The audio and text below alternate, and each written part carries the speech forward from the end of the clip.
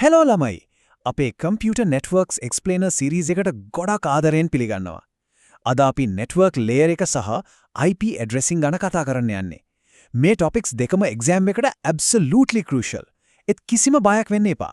හරියටම මුල ඉඳන්ම ස්ටෙප් බයි ස්ටෙප් අපි මේ කන්සෙප්ට්ස් ඔක්කොම ගොඩක් ලේසින් ක්ලියර් කරගමු. අපි බලමු අද ලෙසන් ප්ලෑන් එක.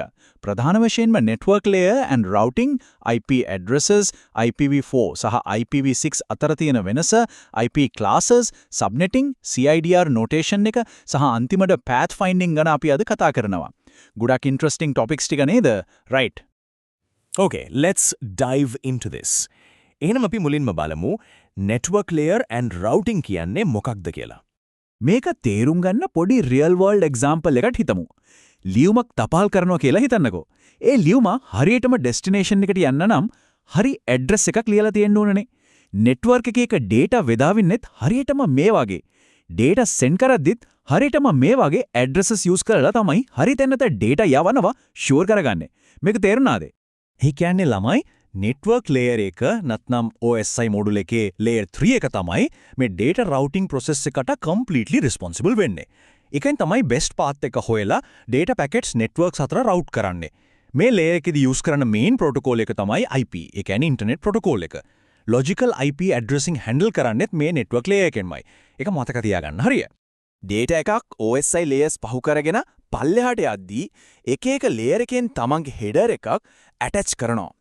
network layer එකේදී ඒ කියන්නේ layer 3 එකේදී මේකට IP header එක තමයි add වෙන්නේ. මේ IP header එකේ තමයි source එකේ destination එකේ IP addresses දෙකම තියෙන්නේ. මේක නිසා තමයි packet එක හරියටම නිශ්චිත destination එකට route වෙන්නේ. දැන් ප්‍රශ්නයක් එනවා නේද ළමයි? මොකක්ද මේ IP address එකක් කියන්නේ? නිතරම අහනවානේ IP එක කියලා. so මොකක්ද එතකොට මේක? simple මම කිව්වොත් IP address එක කියන්නේ network device එකකට දීලා තියෙන unique identifier එකක්.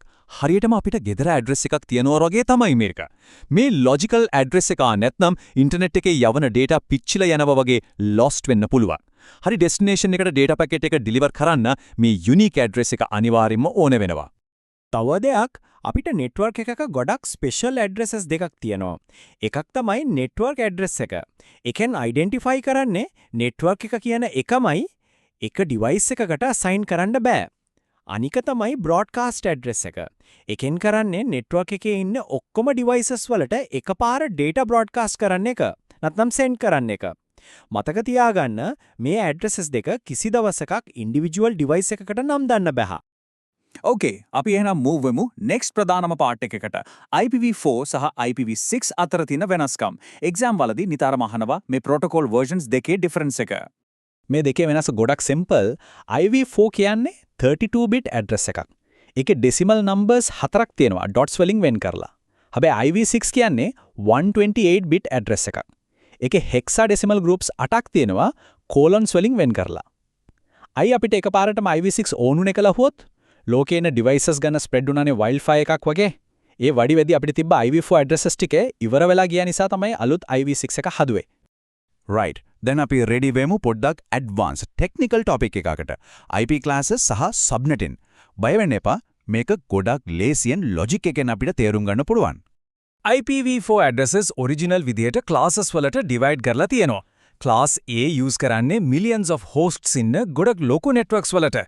class B medium networks වලට and class C use කරන්නේ අපේ ගෙදර හරි පොඩි office එකක තියෙන networks වලට. තව දෙයක් ළමයි internet එකට direct connect වෙන public IPs සහ local network එකට විතරක් use වෙන private IPs කියලාත් මේ addresses වෙන් කරන්න පුළුවන්. ඒක ගොඩක් වැදගත් concept එකක්. එහෙනම් මොකක්ද මේ subnetting කියන්නේ? ලොකු network එකක් පොඩි networks වලට නැත්නම් subnets වලට divide කරන process එකට තමයි subnetting කියන්නේ. IAP හැම කරන්නේ ඒකෙන් ලොකු network එකක IP addresses waste වෙන එක නැති කරනවා, subnet එක ඇතුලේ traffic එක අඩු කරනවා, සහ security එක වැඩි කරන්න පුරුවන්. sensitive parts වෙනමම isolate කරලා තියන්න පුළුවන් නිසා. Now, what's really interesting about this next concept is අනිවාර්යෙන්ම exam එකට එන topic එකක් තමයි CIDR notation කියන්නේ. අපි ඒක බලමු. CIDR කියන්නේ classless inter-domain routing කියන එක. ඒක තමයි අපි use කරන notation එක. /8/16/24 කියන ඒවායින් අපි කියන්නේ network part එකට bits කොච්චරක් අයිති වෙනවද සහ host part එකට bits කොච්චරක් ඉතුරු වෙනවද කියන එක. CIDR notation එක දැක්කම subnet mask එක මොකක්ද කියලා අපිට exact කියන්න පුළුවන්. අපි ඒ පොඩ්ඩක් question එකකින් බලමු. exam එකේදී මේ වගේ හිතන්න පුළුවන්. How many usable hosts are in the 192.168.1.0/26 subnet? මේක mini past paper style thinking task එකක්. පොඩ්ඩක් හිතලා බලන්න අපි මේක solve කරන්න use කරන formula එක මොකක්ද කියලා. අපි ඒක step by step solve කරමු. First step subnet mask එක identify කරන්න ඕන.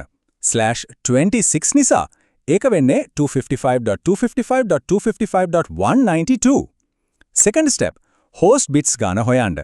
total IPv4 එකේ 32 bits නිසා 32 and 26 එක අඩු කරම host bits 6 එක අපිට ඉතුරුයි. third step formula එක apply කරන්න. formula එක තමයි 2 to the power of host bits minus 2. ඒ කියන්නේ 2 ගේ second වෙනි බලය අඩු කිරීම දෙක. උත්තරේ 62යි. අයි අපි ඒ දෙකක් අඩු කරන්නේ network address එකයි broadcast address එකයි අයින් කරන්න ඕන නිසා. මේක තේරුණාද? Let's move on and see how this builds up. අතරම මේ ඉගෙනගත්ත IP addresses use වෙලා data real world එකේ යන්නේ කොහොමද කියලා දැන් අපි routing වලින් බලමු. router එක data forward කරන්නේ කොහොමද? packet එක router එකට ආවම router එක ඉස්සෙල්ලාම layer 2 MAC header එක අයින් කරනවා. ඊට පස්සේ layer 3 IP packet එක inspect කරලා එකේ තියෙන destination IP එක check කරලා routing table එක බලලා best path එක හොයනවා. අන්තිමට අලුත් Ethernet frame එකක් හදලා next hop එකට යවනවා.